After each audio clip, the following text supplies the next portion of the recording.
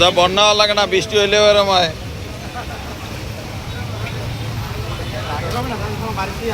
মাত্র 10 মিনিট বৃষ্টি হলেই খুলনা রয়্যালের মোড় এবং 7 রাস্তার মোড়ের পরিবেশ এমনটাই সুন্দর হয়। এখানে মাছ চাষ করার মতো উপযোগী হয়ে ওঠে।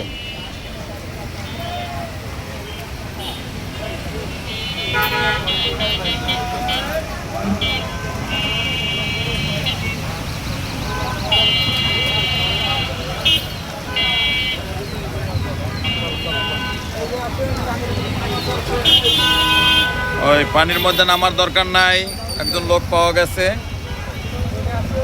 সে এপার থেকে ওপারে নিয়ে যাওয়ার ব্যবস্থা করবে।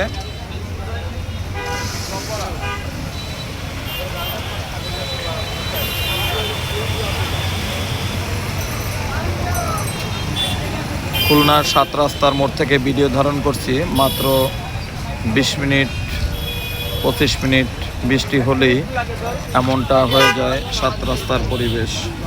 একটি বিভাগীয় শহরের যদি পরিবেশটা এমন হয়ে থাকে তাহলে কি করে এটা মেনে নেওয়া যায়? তাই অবশ্যই পানি নিষ্কাশনের জন্য প্রয়োজনীয় সুব্যবস্থা নেওয়ার জন্য সিটি কর্পোরেশনের প্রতি দৃষ্টি আকর্ষণ করছি। তারা প্রয়োজনীয় পদক্ষেপ নিলে জনগণ স্বস্তি পাবে।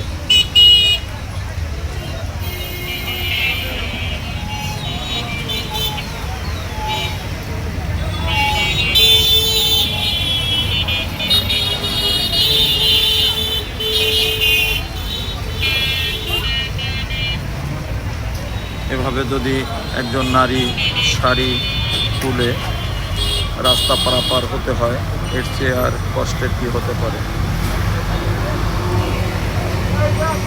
সবার তো আর অর্থনৈতিক সচ্ছলতা নেই, তাই কখনো কখনো নারী হয়েও সেই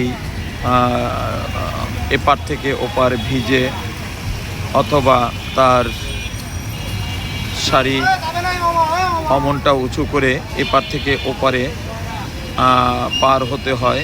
এই নোংরা জল পেরিয়ে এপার থেকে ওপার যেতে হয়। এতে অনেক ধরনের জীবাণু থাকে যা মানুষের জীবনে একটি ব্যাধিতে পরিণত হতে পারে।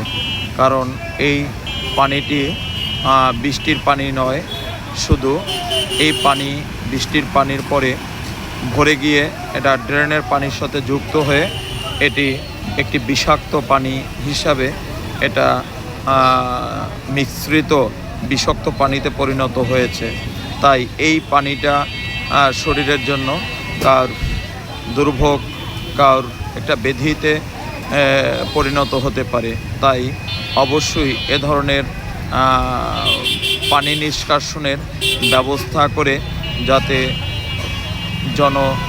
দুর্ভোগ কমিয়ে দেওয়ার জন্য বিনীত অনুরোধ জানাচ্ছি।